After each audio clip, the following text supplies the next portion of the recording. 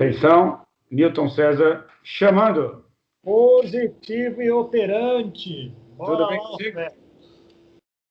Tá tudo certo? Tudo em paz por aqui, menos frio que aí. Aqui tá frio, cara. Desculpa, mas vai ser inevitável, né? Usar uma blusinha aí, porque tá complicado aqui. Tá Mas vamos embora. Vamos embora. Então, mais um episódio de Contatos Insólitos, este de número 41. E o tema de hoje é Desvendando a Morte. Uau! É um assunto bastante, eu não diria polêmico, né? Mas assim, bastante complexo, né, cara? Acho que tem muita coisa para abordar, é um tema bastante vasto, né? Então, assim, acho que vai ser difícil a gente cobrir tudo o que seria possível cobrir, né, em relação a isso, né? Como as pessoas se relacionam com esse tema, né? Todos os medos que esse assunto gera, né? E como é que certas filosofias encaram isso. Eu acho que é um assunto bastante rico em termos de exploração. Então, espero que a gente consiga fazer jus a esse tema assim tão emblemático, né, cara? Mas é impressionante que eu acho que o que vale a pena a gente conversar um pouquinho antes de começar é justamente a forma como o mundo ocidental, predominantemente, encara a morte como um fato negativo, uma coisa realmente se foge muito desse assunto, evita se falar a respeito dele, embora seja talvez uma das únicas certezas que temos nessa vida, né? O fato de que morreremos todos. Mas é impressionante como ainda assim as pessoas possuem, é um grande tabu, na verdade, né? As pessoas possuem grandes dificuldades de se falar a respeito. Obviamente, existem aí questões que envolvem realmente a legitimidade do medo que se tem a respeito da morte, e a gente entende isso, mas também existe uma outra forma de se encarar isso. O Oriente nos dá exemplos fascinantes em relação a como é que eles enxergam esse evento, né? E eu acho que para a gente fica muito interessante falar a respeito disso de forma a encarar isso de um jeito diferente, né, cara? Encarar isso de uma forma mais positiva e menos impactante em nossas vidas, né, cara? Então, tá lançado aí o desafio. Você quer começar por onde? Você fazendo uma inevitável brincadeira, né? O tema é mortal, e se a gente não conseguir terminar ele hoje, a gente ressuscita ele em outro papo. Não tem problema. Sem problema. Faremos assim, então. Não, na verdade, acho que eu tinha comentado com você, quando você me perguntava se eu tinha alguma sugestão de tema, esse era um que eu tinha te falado, porque é uma coisa que eu tenho visto estudando faz tempo. Tem milhões de abordagens que a gente pode atacar. Eu acho que especificamente do lado de cá, de Greenwich, do lado ocidental do mundo, a postura era uma antes da era industrial, convivia-se melhor, não existia indústria hospitalar, não existia... as pessoas conviviam com família, com o moribundo, existia uma série de coisas. Existia um tratado cristão, Ars Moriendi, 1475, como um cristão deveria se comportar diante da morte, ajudando, muito parecido com o Bardo Todol, muito parecido com o livro do egípcio, dos mortos, etc. Mas isso se perdeu depois da Revolução Industrial, começamos a ficar uma coisa mais asséptica, criaram-se os hospitais à distância, morrer fora de casa, e aí chegou no ponto que a gente chegou hoje. Né? E a gente precisa voltar a conviver com isso. Recentemente surgiu a tanatologia, que seria a abordagem científica para a morte, que é uma tentativa de recuperação, que a gente pode desenvolver ao longo do papo. Mas é fundamental porque eu corroboro o que você falou. Se não a única, uma das únicas certezas. E quanto melhor soubermos lidar com ela, melhor vivemos. Não morremos, melhor vivemos.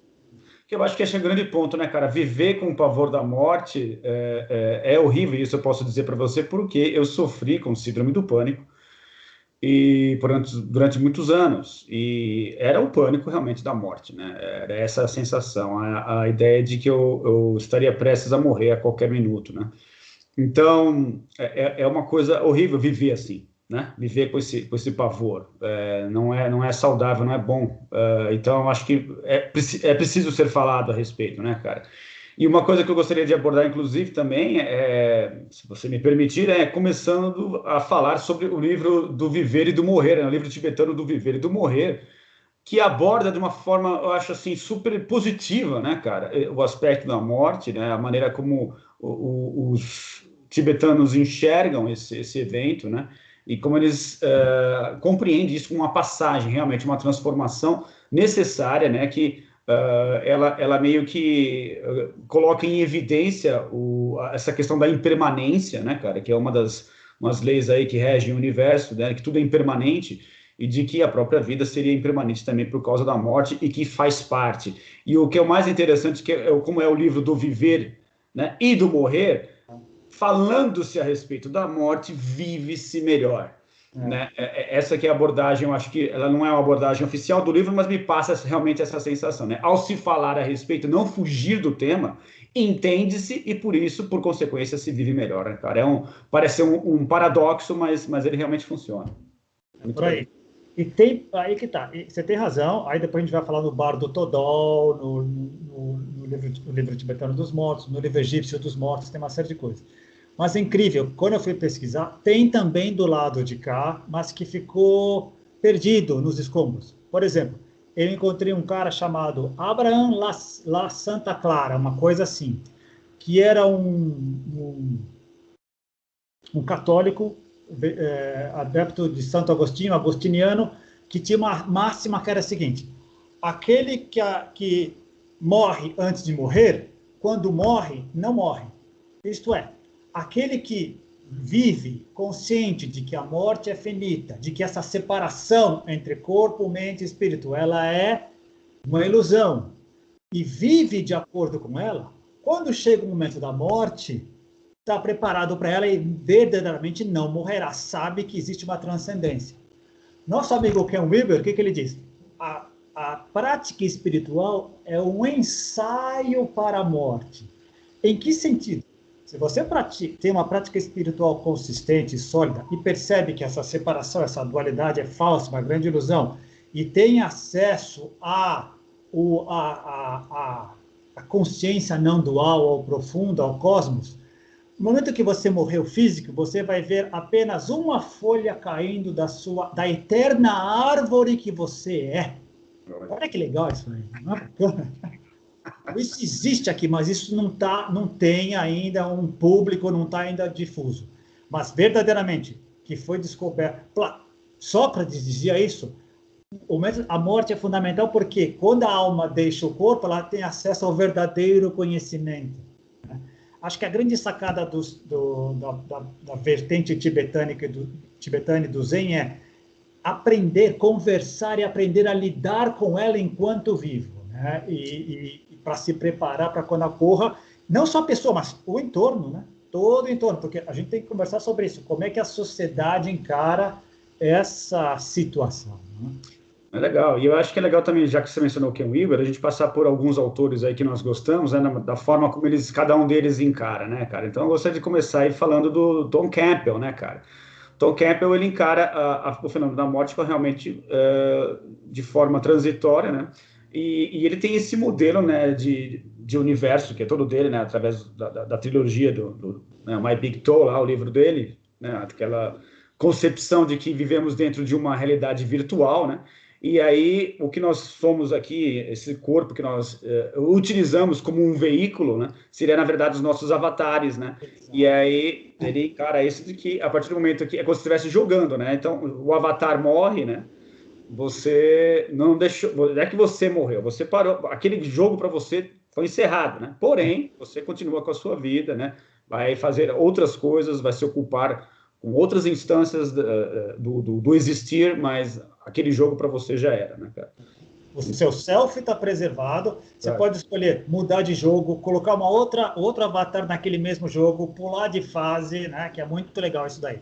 Já que você mencionou o Tom Campbell, o Stanislav Grof, a mesma coisa. Na parte transpessoal, quando a pessoa tem experiências transpessoais e transcendem essa existência, esse plano de ocorrência, para usar o termo do Carlos Paz, puxa, tem consciência aí além dessa existência física, que é atemporal e infinita, que não significa que não seja para sempre, e nem que seja eterna, que ocupe todo o espaço. Significa que está fora da contagem do tempo, está fora da contagem do espaço. Pô, isso tem experiências registradas aos milhares, às dezenas de milhares.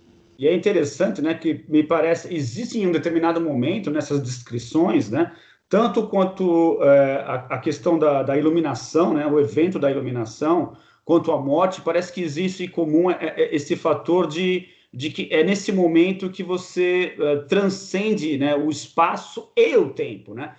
A concepção de tempo parece que está restrita a essa condição de espaço-tempo tridimensional, né, que faz a gente perceber as coisas aqui quando nós nascemos, né, a partir do momento que nós nascemos.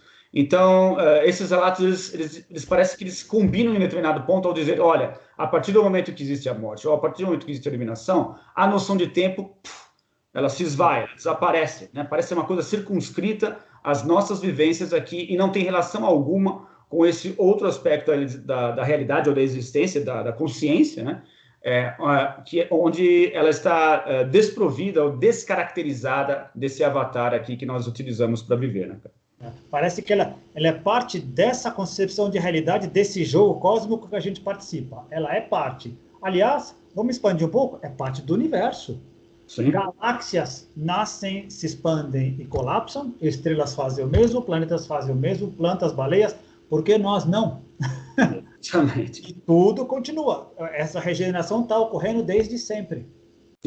E é estranho isso, né? Porque a gente observa isso na natureza o tempo todo ocorrendo, né? E a gente quer se colocar por um conflito, talvez um blackout cerebral, de querer se colocar a parte disso, né? De que é um evento do universo e nós somos parte desse universo e a gente não aceita, né, a morte. A gente não quer aceitar isso e se coloca de uma determinada forma alheio a isso, né? O quanto que a gente conseguir, né? Melhor, né? Quanto mais a gente conseguir ficar alheio a isso, melhor. Mas é um grande erro, um grande equívoco, né, cara? Porque, como você disse no início, isso não nos prepara para o evento em si, né? Ao não se falar a respeito, ao não conversar a respeito desse assunto que é tabu, você não se prepara, né? E aí você tem uma má morte, digamos assim, né? Porque o livro tibetano não fala isso também, né? Nós morremos da maneira como vivemos, né? É isso que eles mencionam, é isso que eles acreditam dentro do budismo, que você morre do mesmo jeito que você viveu, né? Então,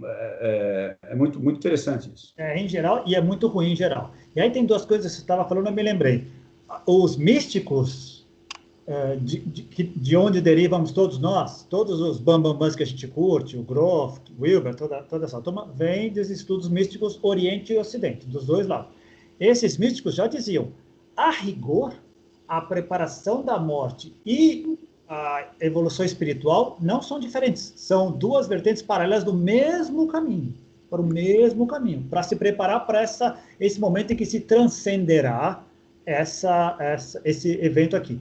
E nós aqui do lado de cá, eu acho que é um braço da ciência, produto do iluminismo, que acabou ficando meio obcecado por essa coisa. Vamos fingir que não existe, vamos ver até que ponto nós podemos puxar, esticar o limite, a borda, né? Então, legal. É verdade que a ciência multiplicou em muito a nossa expectativa de vida? Poxa, sem dúvida. E somos muito gratos a ela. Nem sem nenhuma dúvida. Mas parece que tem um limite. Só porque está escrito que Melquisedeque viveu 900 não sei quantos anos, quer dizer que nós temos que viver isso? Não. Né? E isso, eu acho que o ponto que você coloca é muito importante.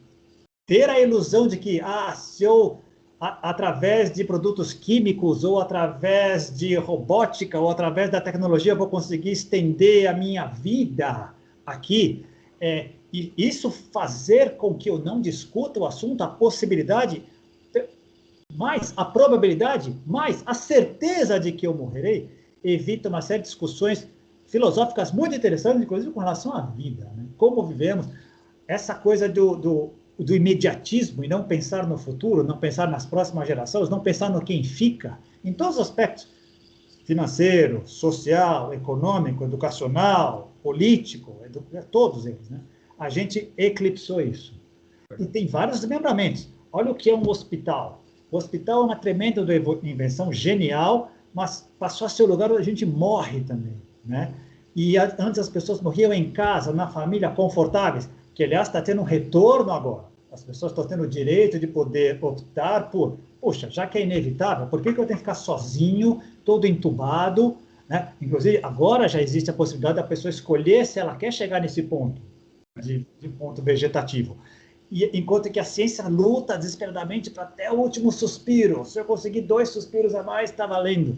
Com que qualidade, né? Agora se fala em dignidade de vida e dignidade de morte, uma coisa que não se falava há muito tempo. Que é um progresso, é um grande progresso. Um outro aspecto muito importante também, cara, que você me faz lembrar também, é que ao se falar da morte, é inevitável a gente falar sobre o quê? Sobre a vida, né? Então, que é um outro aspecto também, que é o outro lado da mesma moeda, né, cara? Então, assim, do ponto de vista evolucionário, é uma coisa até que eu abordo um pouco no livro também, a gente poderia entender a vida, né, o próprio DNA, né, como uma forma de você ter ali um conjunto de instruções, né, e essas instruções, elas nos dizem, né, o que nós somos, como que nós interagimos com esse mundo, como que os animais interagem com esse mundo, e a narrativa que você cria a partir daí, com essas percepções que você possui, que foram dadas ali pelo seu código genético, a como adquirir cada vez mais informação, acumular informação, gerar conhecimento, né? E passar para as gerações seguintes através também do nosso DNA. Todo o nosso conjunto de células, né? Os átomos, células, tudo isso compõe uma quantidade absurda de informação sincronizada, né? Organizada, né? Para que esse corpo sobreviva ao longo do tempo, né? E a morte, ela seria o quê? Ela seria o oposto, seria a perda da informação, a perda da coesão desses átomos, da coesão dessas moléculas, a perda da capacidade de reprodução, a perda da capacidade de se autocurar, né? E as células vão perdendo essa capacidade de replicação com o passar do tempo, né? Então, se a vida parece, de um lado, parece ser uma forma de você acumular informação, gerar conhecimento, né? E passar esse conhecimento para frente, né? Através da replicação, através do código genético. Por outro lado, a morte parece ser o contrário, onde a informação ela começa a se perder, até que... Eu estou falando isso do ponto de vista biológico, do primeiro momento. Não vamos entrar... Não estou estabelecendo agora um vínculo com a questão da consciência nem nada. Mas aí, do ponto de vista biológico, parece que a morte ela fica caracterizada por isso mesmo, vai se perdendo esse poder de coesão até que a gente se esvai, né? O corpo se esvai. Esse é um aspecto. Né? E é parte do jogo cósmico. É o que acontece com as estrelas, com as supernovas, é o que acontece com as árvores, é o que acontece com os elefantes, acontece conosco. E, de alguma maneira, essa informação, você usou o verbo que eu usaria também, ela é perdida, mas te ouvindo, ela deve ser transformada, deve ter o princípio de Lavoisier aí, que deve, de alguma maneira, vai ser... Porque não tem para onde não ir, né? Onde é que ela vai? Essa informação, ela será decomposta. Mas do ponto de vista da informação original... genética, sim. Ela perde, né? Ela perde. E, de alguma maneira, essa informação genética deve ter cumprido o seu papel. Ela tinha um papel para cumprir, mesmo que seja num bebê natimorto. Ela cumpriu o papel dela. Agora, depois a gente pode abrir o leque, puxa, quanta outro tipo de informação foi passada por essa criatura viva, não geneticamente. Né? Se eu conheci o Márcio me falou alguma coisa que mudou a minha vida, mesmo que você morra, a informação continua comigo. E se eu passei por outras pessoas, você continuará. Né? Então, isso é muito legal. Essa parte da genética é muito importante, mas eu estou na turma que está desmitificando a genética. Importante, sim, mas não total, não tudo que existe. Agora, de novo, é parte do cosmos. Tudo começa, cresce, se desenvolve, matura, murcha e vai embora. E a informação ela vai se transformando. Né? Ela vai se transformando. Legal. E aí a consciência ela entraria também como parte... na verdade, é o experimentador, né? A questão da consciência entra com uma experiência dentro daquele veículo, a experiência dentro daquele avatar que vai passar por aquele período e vai fazer da sua vida ali a forma também de você conseguir multiplicar essa informação de outros meios, né? Desse exemplo que você mencionou para mim agora aí, né? É válido, mas também você pode produzir, você pode criar livros, isso, pode fazer com que o seu impacto sobre o mundo fique, né, de uma forma positiva ou negativa, né? Também pode variar bastante nesse sentido, né, cara? Mas é interessante de que todos esses autores daí, todos eles mencionam, não só esses autores, mas também muitas outras pessoas, religiões antigas, filosofias perenes, mencionam sobre esse aspecto de que alguma coisa fica, né? Alguma coisa se mantém, sobrevive, é a consciência, outros falam que é o espírito, seja lá o que for, a alma, existe uma continuidade, a coisa não para simplesmente na questão biológica. Né? Além disso, você falou de uma coisa que acho que a gente já descobriu que é fundamental, que é o que move o universo, que é informação. O universo é informacional, a parte mental consciencial é informacional, mas não necessariamente, essa informação, ela pode, me ocorreu agora isso, ela pode ser ranqueada, quer dizer, pode ter informações mais importantes que outras. Podem ser algumas que são irrelevantes. Por exemplo, as informações mentirosas podem ser consideradas irrelevantes. O que perdura? Perduram os clássicos, perduram aquelas que são relevantes. Quando eu estou lendo Platão falando de Sócrates há 2.400 anos, pá, que loucura! É relevante. Se não fosse relevante, não estaria até agora. Né? Estaria disponível. Não, a gente, criaturas sencientes, conseguimos encontrar mecanismos que conseguem perpetuar ideias. Para nós é imortal. Olha até o que se diz dos acadêmicos, dos literatos, o imortal da academia. Quer dizer, a pessoa continua, né? A carne, sim, o físico, sim, mas as ideias, não necessariamente, o pensar da coisa, o amor que foi passado para as outras pessoas também, por que não? Né? O que ficou na memória dos outros, tudo isso transcende, tudo isso vai além. Especificamente com relação à consciência, a tanatologia, como eu te falei, que é esse estudo recente, que veio das décadas de 60 agora, está juntando, por um lado, o apoio às pessoas que estão morrendo, morrer com decência, não somente hospitais, mas morrer em casa, entender o porquê, com apoio familiar e tudo, mas também as possibilidades de transcendência dessa consciência dessa pessoa e de todos nós. Aí vem o boom do Raymond Moody Jr., com aquelas experiências que ele coleta dados das pessoas que tiveram experiências de quase morte. Vem a doutora Elizabeth Kluber-Ross, que ficou ao lado de pacientes moribundos e coletou dados e dados de gente que foi e voltou. E escreveu livros, dezenas de livros sobre isso. Veio o psicólogo Kenneth Ring, que fez a mesmíssima coisa, coleta gente que vários tipos de experiência. Veio o nosso amigo Dr. Ian Stevenson, sobre reencarnações, 30 mil casos estudados. Então, vem toda a parte espírita com E maiúsculo, espírita decente, com catalogação, enfim. É a ciência materialista que se nega a ver isso. Ela fora, não faltam evidências.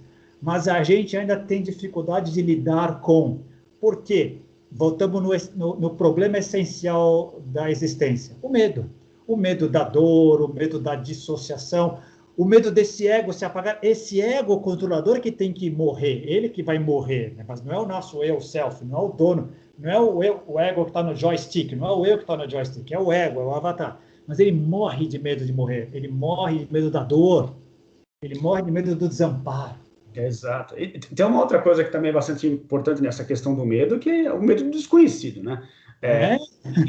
E o que é interessante é que a gente faz de tudo para não conhecer, né? A gente foge disso e depois fica com esse medo do desconhecido, que é um paradoxo, né, cara? Quer dizer, se por um lado você procura não querer saber mais a respeito, como é que você pode depois ter medo do desconhecido, sendo que você não foi atrás para buscar informações a respeito daquilo que te deixa com medo, né, cara? É muito. E, além disso, isso é um reflexo também, uma outra faceta da nossa característica humana de sermos exploradores. E explorar é desbravar, é ir para lugares desconhecidos. Você me falou agora do medo, e me ocorreu uma coisa. Primeiro, a gente paga para ler e ver filmes de terror sabendo que vai tomar susto. A gente paga para se assustar. É muito louco isso. É muito louco isso. E a exploração em si, ir para outros lugares, ir para outros países. Eu estou agora mergulhado nos astronautas.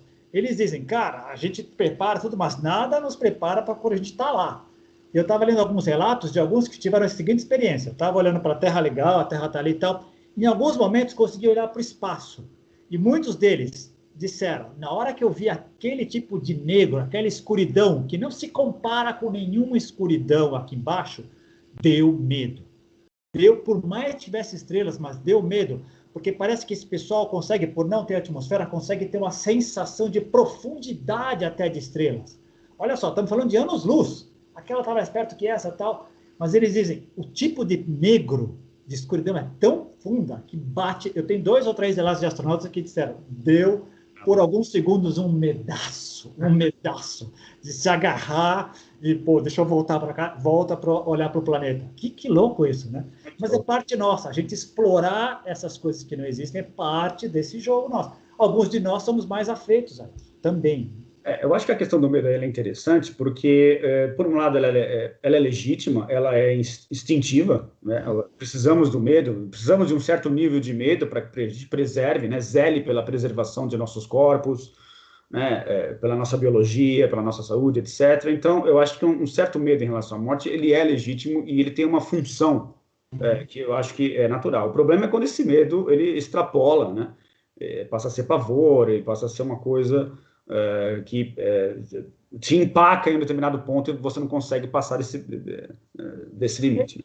O que é irracional para mim, talvez eu esteja sendo exagerado, eu acho que é o medo de discutir sobre o tema. O medo da morte em si é totalmente legítimo, porque ela pode ser dolorida, ela pode ser cruel.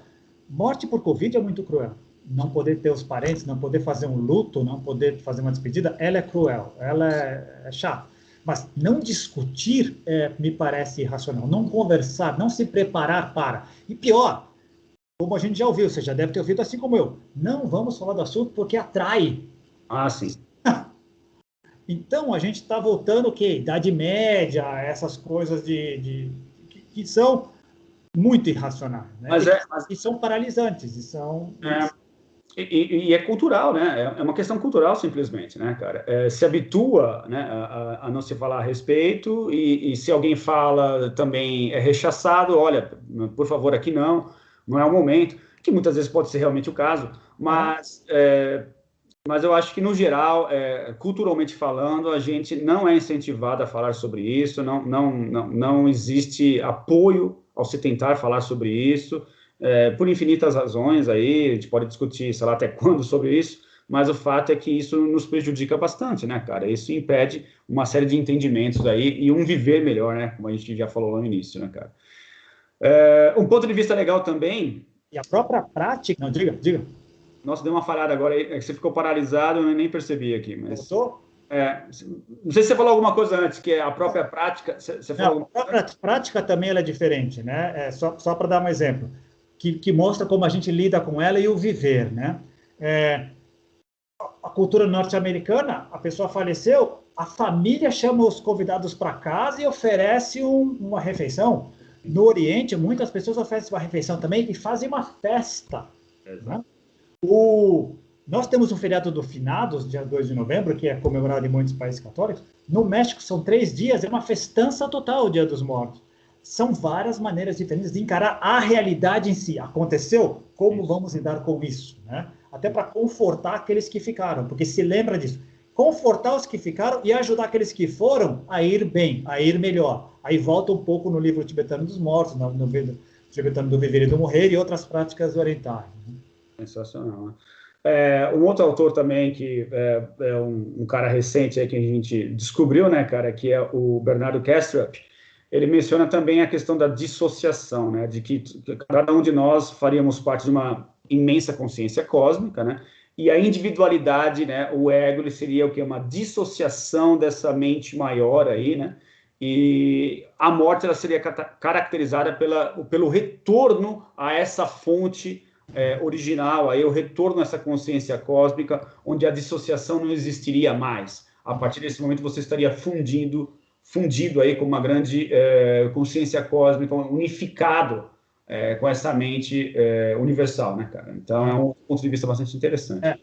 Que ele está dando uma roupagem científica à grande cadeia do ser. Eu tenho Deus, o tal profundo, a consciência não dual, aí eu tenho mente, vida, corpo, né? Depois, e a desintegração. Esse seria a involução. A evolução seria a gente ir e voltar para lá. Né? E para isso parte do princípio de que o corpo, a matéria chega na vida, a vida um dia desfalece, vira a mente desfalece, vira a alma volta a não dual.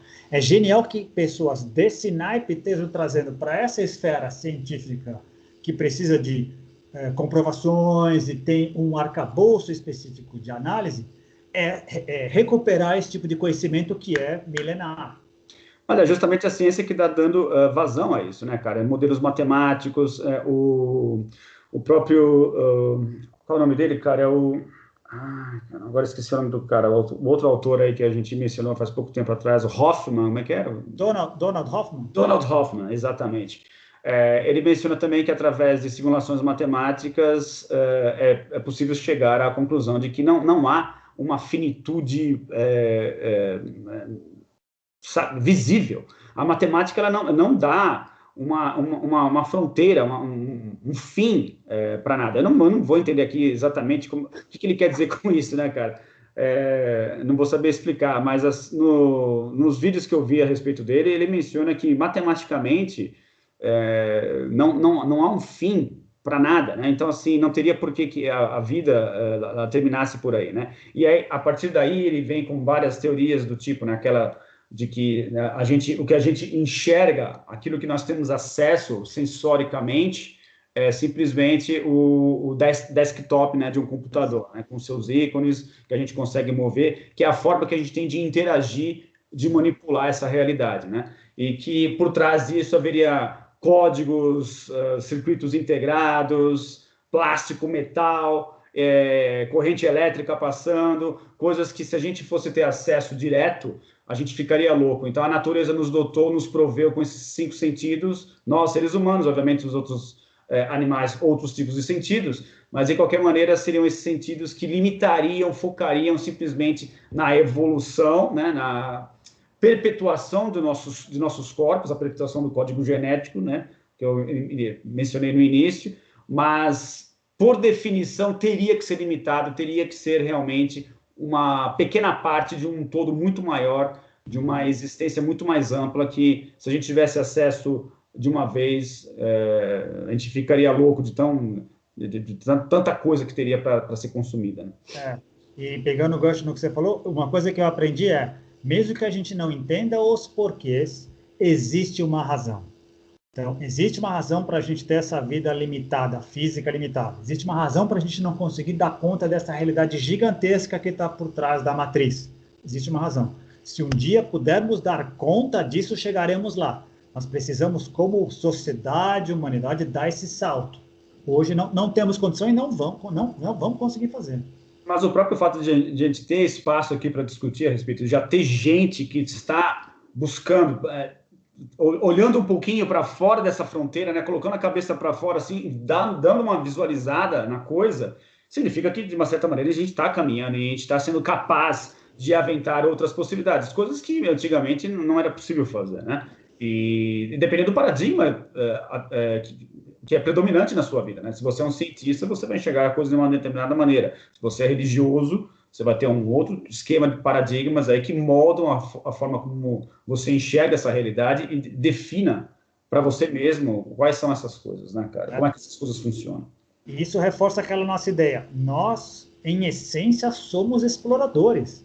Então, a gente vai buscar essas franjas. A gente pode ir com mais ou menos argumentos, a gente pode ir com mais ou menos sabedoria, aí é outra história, mas é natural nosso explorar essas franjas de conhecimento e ir para frente. Em todas as esferas. As religiões que não se modificarem, que ficarem nessa parte mítica, elas não sobreviverão muito tempo. Elas mesmas precisam se renovar. Tudo está em evolução. Elas não podem ficar paradas. O próprio budismo, que você gosta muito, ele tem, o Ken Wilber e os outros místicos dizem, eles têm se atualizado, eles têm trazido para dentro deles maneiras diferentes de ver a vida, porque a realidade mostrou que é diferente. Né? E mais, quando as pessoas têm experiências místicas, experiências transcendentais, e que têm uma dificuldade enorme de colocar em vocabulário, em palavras, com o passar do tempo, com o desenvolver das sociedades, recursos acontecem. A gente já cansou de dizer aqui, por exemplo, que a linguagem computacional permite uma série de asseverações com relação a vivências que a gente não tinha há 40 anos. Agora pode. Exatamente. Uma coisa vai ajudando a outra. Né? E outras coisas ajudam. A própria ciência, os paradigmas dela, o nome do livro é A História da Revolução Científica, do Thomas Kuhn. É uma revolução de paradigmas. Não é eu não chego pedindo licença, deixa eu mudar o que está acontecendo. Não, é na base da violência. Eu tenho que coletar uma série de evidências para mostrar para a comunidade de que aquela teoria não serve mais. Precisamos de uma outra. Mas demanda coragem, demanda botar a cara para bater, demanda experimento, acerto, erro, empirismo, uma série de coisas, em todas as esferas. E investimento, né, cara? Na verdade, você está fazendo um investimento, né, do seu tempo de vida para investigar coisas que te interessam, né, cara? E aí a gente deve, acho que quase tudo da nossa vida nós devemos a pessoas desse porte, digamos assim, desse perfil, né? E esse que é legal, você falou nisso agora, graças ao investimento de tempo, energia, consciência, dedicação a milhares, milhões de pessoas, a gente chega aqui hoje com uma série de recursos que e cabe a nós proporcionar isso para quem vem depois, né? Para nosso bem-estar e para os outros. Não só tecnologicamente, não só materialmente, que é o que a gente mais valoriza do lado de cá de Greenwich, mas especialmente emocionalmente e espiritualmente. Isso é que a gente está precisando reforçar mais. E é uma transcendência do aspecto da morte, que aqui a gente pode explorar de várias maneiras também, né? O que seria a transcendência, né? Na verdade, um entendimento melhor do que existe por trás desse evento, né? Em todos os aspectos. Quando a gente se aproveita da cultura, da sociedade, da estrutura que uma civilização permite construir, você está em cima de uma base que permite você avançar, explorar mais, né? Adentrar em outras fronteiras que até então eram inexploradas, do aspecto simplesmente cultural, do aspecto explorando o aspecto do conhecimento, de como é que você consegue ampliar esse conhecimento ou refinar esse conhecimento. Esse é um aspecto, né, que transcende a morte, no sentido da morte civilizatória, digamos, né? Como é que você consegue estender a vida dessa civilização e não extingui-la? Por outro lado, você tem o aspecto da transcendência da consciência, né? De que a consciência ela continua. Então, são vários aspectos que, dependendo do ângulo, o foco que você coloca ali, a morte ela deixa de ter esse aspecto negativo, esse aspecto, digamos assim, fúnebre mesmo, né, cara? Para ter um aspecto mais de dinamismo, de transcendência, de transformação, que muitos aspectos, até usando o simbolismo aí, que você gosta também de falar muito sobre todo aspecto arquetípico, né, cara? A carta do tarô, que é a da morte, né? Você tem o significado mais evidente, mais visível, que é a morte propriamente dita, porém, por trás desse simbolismo, existe todo o aspecto da transformação, do momento de grande transformação, momento de revolução, que você também mencionou agora, que está ali representado. Então, você tem aquele perfil mais, aquele véu, o primeiro véu, que é o véu da tristeza, o véu da perda, do choro, né, que aquilo causa, do evento em si, mas você tem todos os outros aspectos, os outros véus que estão por trás, não estão tão visíveis ali, da transformação, da mudança de fase, digamos assim, do jogo, né, cara, que é importante se falar a respeito, né, cara? É isso que eu ia falar. Eu acho que é sobre isso que falta falar. A dor da separação, ela é normal. É do jogo. Como diz lá os zen budistas, a dor, ela é inevitável. O sofrimento é opcional. Vamos lidar com ela, vamos aprender com ela. Que informação ela nos dá? Legal. A perda, a sensação de perda é ruim. Mas aprendendo a lidar com ela e vendo essas outras facetas que existem, dessas transcendências, a gente lidaria muito melhor com isso. Muito melhor com isso.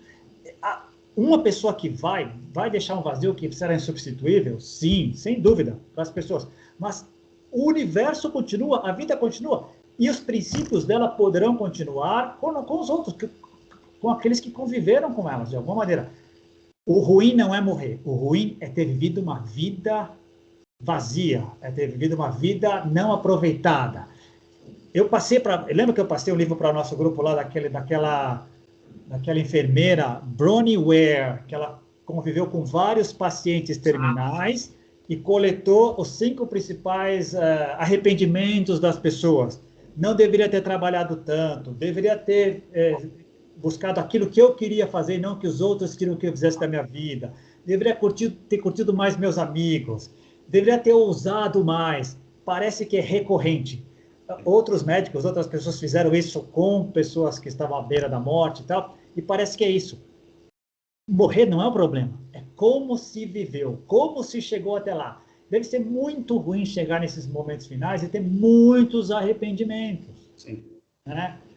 E é aquilo que a gente falou, mais importante, a morte nos traz isso. Vamos conversar como a gente está vivendo? Exatamente. Individualmente como sociedade. É isso. O que vale a pena no frigir dos ovos? O que adianta eu ter uma grande fortuna se eu vou estar entubado do mesmo jeito? O meu tubo pode ser de ouro, mas será um tubo igual ao outro, meu amigo, que é de plástico. Não fará tanta diferença. Né? Cara, e uma frase também que eu não vou lembrar exatamente de como é que eu li isso, eu li em algum livro, alguém falou, enfim, eu não vou lembrar agora, mas que o problema de você, mais do que ter medo da morte, é você morrer em vida, né? Você, aí, os aspectos da pequenez da alma, né, cara? Da pequenez do raciocínio, do pensamento, o quão tacanho que a gente é em tantos assuntos, em tantas instâncias da nossa vida, né, cara? E a gente não vive a grandeza que a vida nos proporciona com as coisas que temos, né? Porque, cara, a vida em si, diante desse paradigma que eu acabei de expor para você aí, da questão dos sentidos, né, cara? Temos 5 apenas, e esses 5 sentidos nos dão todos os dados que encaramos como a totalidade do que a vida pode nos dar, né, cara? Então, por si só, foram nos dados 5 sentidos que são limitados, né? É um número muito baixo, muito pequeno, 5 apenas, né, cara? Então, da mesma forma que a gente precisa viver com esses 5 sentidos, e a gente tenta viver da melhor forma possível, também, como é que a gente pode encarar a morte para que não encare isso de uma forma limitante, né? E a vida também, cara, porque assim, a gente limita a vida com coisas a mais que a gente não tem, né? Que a gente não possui, e a gente não vive o presente justamente por causa disso. A gente acaba morrendo nesse imaginário, nesse futuro, que um dia vai chegar onde as coisas estarão melhores e não aproveita o presente, o aqui e agora, que é aquela coisa, né, cara, que a gente só é feliz, ou não sei se bem só é feliz, mas tem aquela frase também que nos diz que precisamos ser felizes com as coisas que temos e não com as coisas que a gente está imaginando que um dia vai ter, né, cara? Então, assim, essa limitação que parece que também ela faz sentido para a vida, né? A limitação dos sentidos, já vimos que evolucionariamente faz sentido isso, né, de se ter um conjunto limitado de sentidos, a limitação do ego, que também é um outro, que é o túnel da consciência, né, cara? Túnel da consciência não, túnel do ego, né, na verdade, eu inverti um pouco aqui. Mas é isso, essa ideia de que existem recursos limitados. Então, como é que a gente aproveita esses recursos limitados, sejam eles materiais ou até intelectuais, para que a gente consiga se aproveitar ao máximo desses recursos e viver da melhor forma possível, né? Muito bem. Isso que é a questão chave aqui, eu acho. Matou a pau. E você relembrou uma coisa que para a gente é bastante caro. Esse medo de um evento que acontecerá no futuro impede muita gente de desfrutar full time, em toda a sua essência, o presente. Esse é o ponto. Outra coisa que você me fez lembrar do nosso querido Campbell, mais do que qualquer coisa, dar qualidade à vida. Qualidade não é necessariamente só o aspecto material, o aspecto de conforto. É qualidade em todos os aspectos. Financeiro, sim, mas espiritual, social, de amizade. A pandemia mostrou que não tem nada que se equipare a um bom papo com os amigos, com guaraná, com água. Não tem problema, com nada. A gente toparia fazer com nada hoje, né? Olha como é a coisa. E outra coisa também que você me fez lembrar, do câmbio, da qualidade da consciência. Limitação dos sentidos, da limitação da...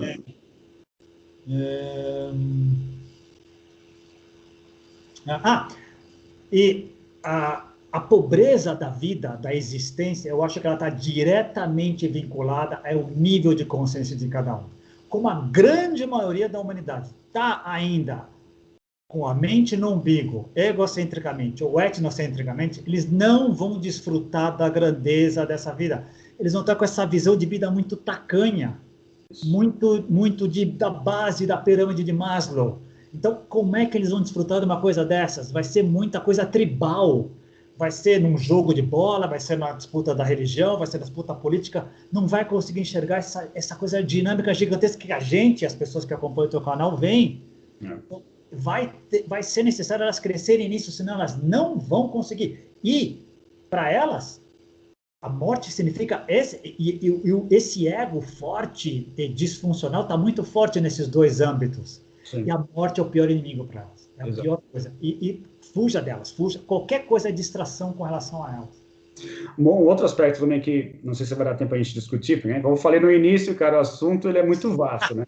Ressuscitaremos, efeito Mas que eu Lázaro. acho que é necessário também, né, cara, a gente falar a respeito disso, que para muita gente a morte é um alívio, né, cara? Infelizmente, vive-se uma vida tão sofrida que a morte acaba sendo um alívio, ou pelo menos parece que será um alívio, né? Então, com base nisso, muita gente comete suicídio, não suporta levar a vida que leva e tenta dar um fim nessa coisa. Então, se encara a morte de uma forma completamente diferente, como uma fuga, como um alívio, né, cara? É muito maluco isso, porque estamos falando aqui de morte, esse é o assunto principal, mas você vê que, inevitavelmente, cara, é impossível você não falar sobre a vida. Não tem...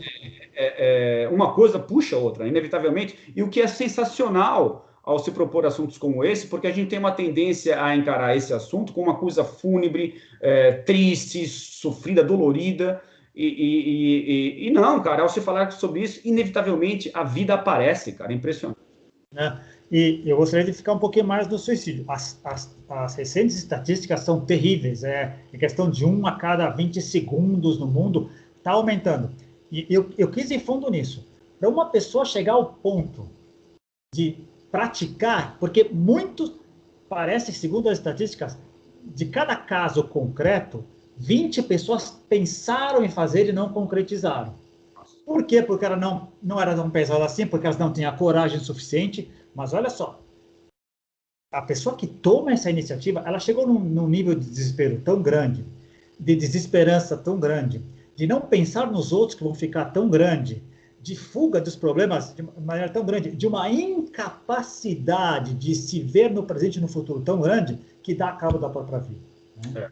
Não é um julgamento, para ela tomar esse ponto, é que ela avaliou todas as outras possibilidades e não viu saída. Exatamente. E é muito triste ver uma pessoa que chega nesse ponto, que não tem um amparo para poder ter algum tipo de apoio, e para poder conversar com alguém, ou poder esticar a mão para alguém. Isso só tem aumentado. Exato. Isso, de novo, isso também, voltando no tempo, fala muito do tipo de vida que a gente tem levado. Exato. E aí, eu vou além, é Ocidente e Oriente. Hein? Nessa parte, o Oriente não leva vantagem. Não leva vantagem. Muito pelo contrário. Tá pau a pau, e se não me engano, as estatísticas japonesas e coreanas são absurdas, por outras razões, pelo grau de competitividade que tem lá em relação ao trabalho e vida, é muito triste isso. E tem até no Japão aquele lugar ao redor, acho que do Monte Fuji, ali, né, que é aquela floresta que o pessoal adentra lá para cometer suicídio, né, cara? Tem isso também, é muito, enfim.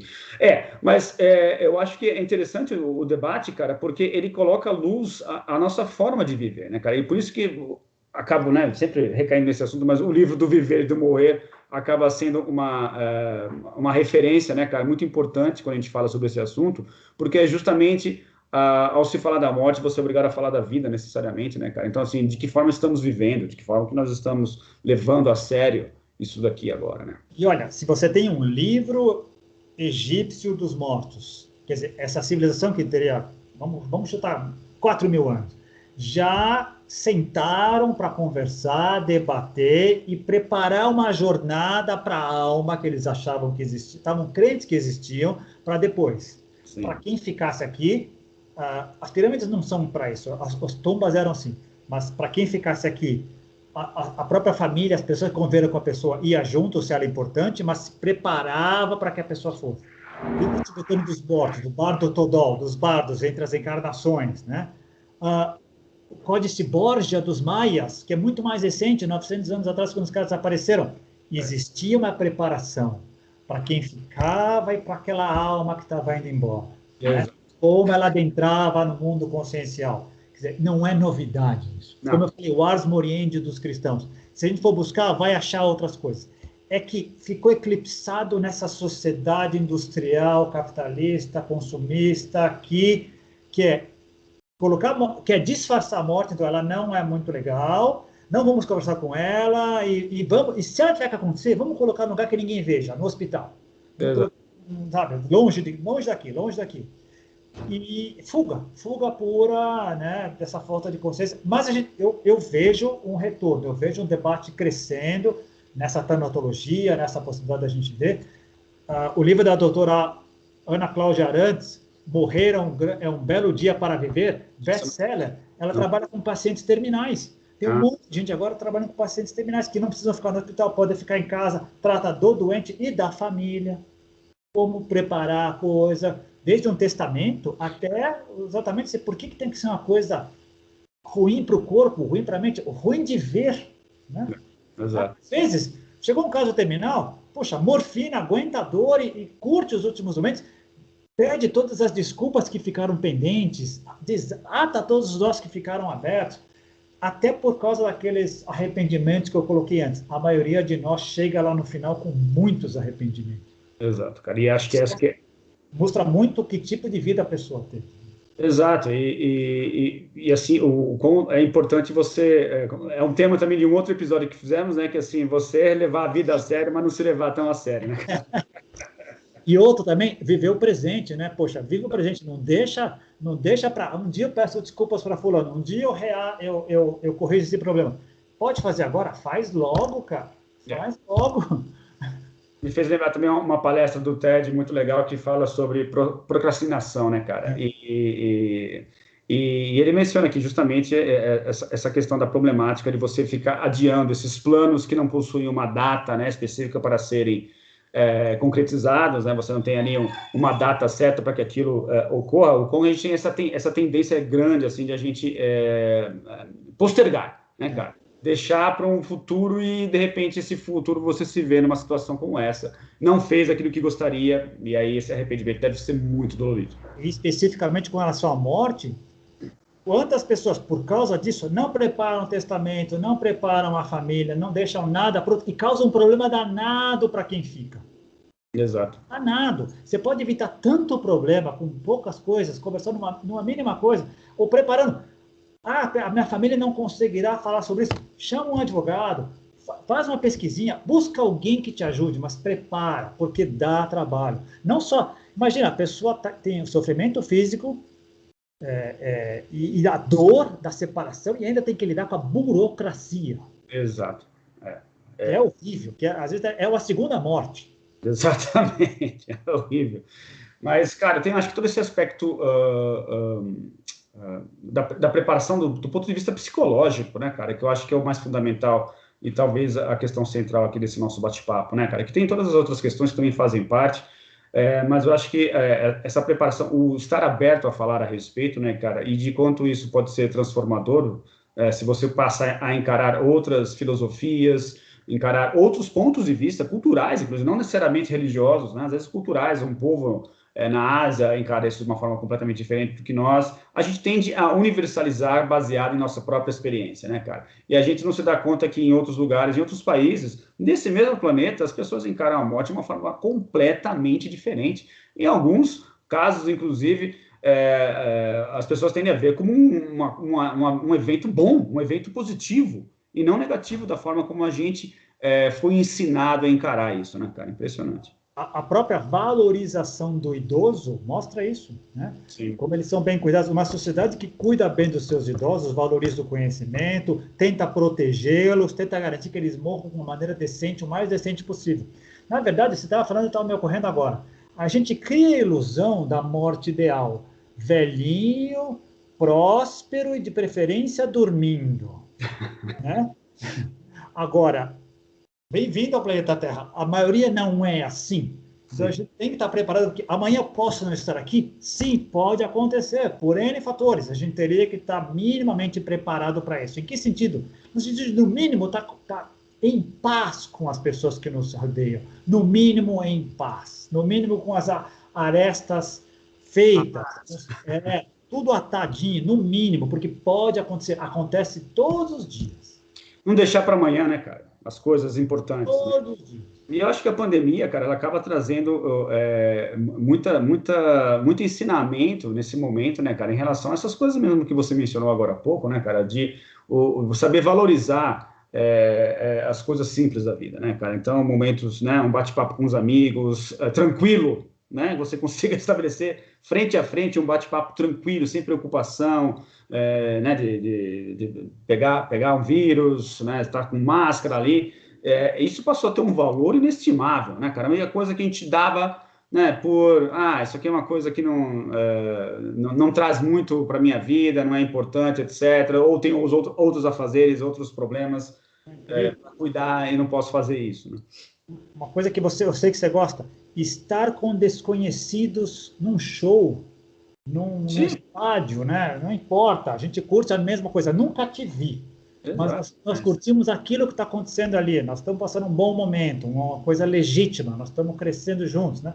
Coisas mínimas. De novo, eu acho que a pandemia é um grande chamamento do planeta, chacoalhou todos nós. Muitos aprenderemos a lição, outros não. Tudo bem, é do jogo. Tomara que esse número de pessoas que aprendam a lição seja grande o suficiente para exercer uma pressão para aqueles que não, uma pressão positiva para aqueles que não cresceram, e que a gente possa crescer em todos os níveis, inclusive em como viver melhor e morrer melhor. Eu acho que falta muito, ainda está muito longe, né, cara, de saber como encarar esse evento de uma forma mais positiva, menos fúnebre, mais, eu não vou dizer assim, menos dolorida, porque é fácil falar, né? Lógico que quando acontece contigo é sempre difícil, não estou falando que é fácil, né? Nunca quis insinuar isso, mas eu acho que daria para encarar isso de uma forma um pouco menos pesada, um pouco menos densa, né? Daria para a gente rever isso, culturalmente falando, cara. Eu acho que... reconhecendo a dor, reconhecendo legitimamente a dor, mas buscando aprender com ela, né? Não só lamentando, não só responsabilizando. Tem algumas pessoas, para algumas situações, há responsáveis, sim. Um motorista bêbado que tira a vida de outra pessoa, ele pode ser considerado responsável. Então, isso é uma coisa. E causa dor de todos os lados. Mas o que eu aprendi, e de novo, reconheço como você e vou reforçar o que você falou, é muito mais fácil falar. Mas o falar, o conversar, é uma preparação para isso. Não dá para simular isso num videogame. Não é como videogame, ou morreu, meu avatar ali morreu. Não, não é assim. Mas conversar e entender isso. Tem uma lição, tem uma informação por aí, que vai além da dor, que vai além do todo o problema que vai causar. Causa muitos problemas econômicos, sociais, políticos. Mas tem uma informação aí que quem ficar vai ter que transcender. Vai. Né? Que pode ser bem feito ou mal feito.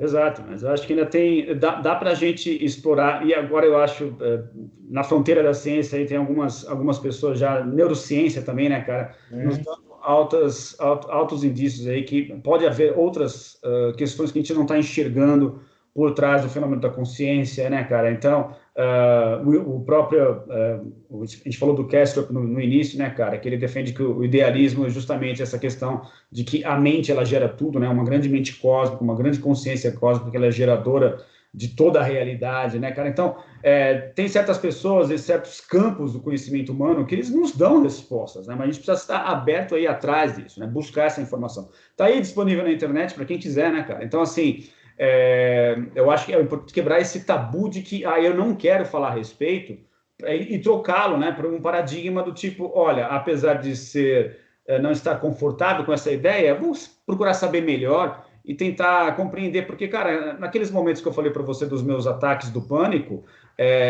o pânico era tão paralisante que realmente era, e naquela época que eu passava por isso, eu estava naquela fase minha super crítico, assim, super... com aquela visão cartesiana newtoniana do mundo, né, cara?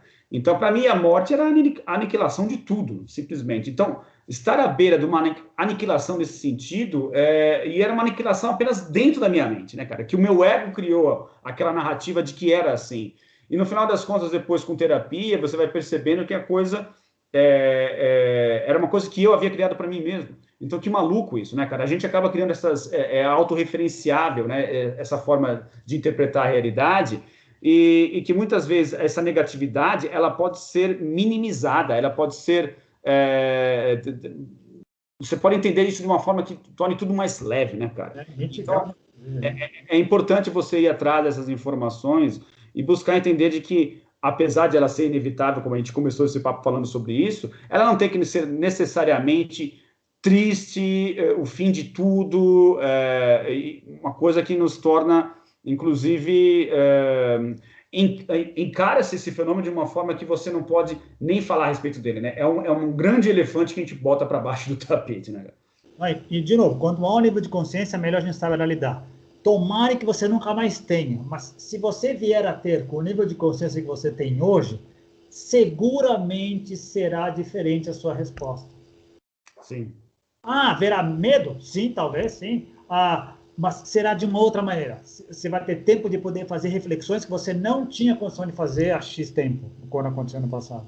Esse é o desenvolvimento, esse é o crescimento, né? Vai além do despertar, eu estou crescendo. E dói. E você vê que eu fui obrigado a falar a respeito disso porque eu fiz terapia, né? Então, é inevitável, né, cara? A terapia, e trocando em miúdos, trata-se o quê? De uma conversa ali, né, cara? Que você tem que estabelecer primeiramente consigo próprio, né, cara? Né? E depois com o terapeuta ali. Mas, de fato, foi a conversa, o adentrar no assunto em si, que foi me preparando melhor para situações como essa. E eu não vou dizer que eu nunca mais vou ter, mas eu me considero curado justamente porque bom, primeiro porque eu busquei ajuda, que eu percebi que não ia conseguir resolver aquilo sozinho, né? Mas que, por outro lado, foi muito terapêutico, né, digamos assim, a questão de me aprofundar nesse sentimento que naquele momento parecia limitante, parecia ser uma grande parede, né? E a partir do momento que eu percebi que não havia parede alguma, tudo mudou.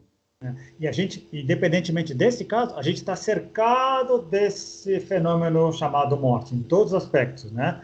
E a pandemia nos trouxe perto. Foi um exemplo muito interessante que no começo era eu ouvi de fulano, mengano e cicrano, e hoje em dia não deve ter ninguém que escape de um círculo próximo de alguém que foi internado. Nos faz refletir, nos faz trazer a atenção para a vida. Exatamente.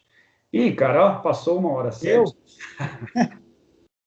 Daria para, acho que, explorar muitos outros aspectos, cara, mas acho que foi suficiente, pelo menos dentro da proposta desse... A gente fala sobre Lázaro e as outras possibilidades. Ótimo. Cara, muito obrigado por mais um... Valeu, Roberto. Contatos Insólitos. Nos encontramos na próxima segunda. Grande abraço. Até mais. Beleza. Fique vivo. Até mais. Exatamente. Ótimo. Tchau.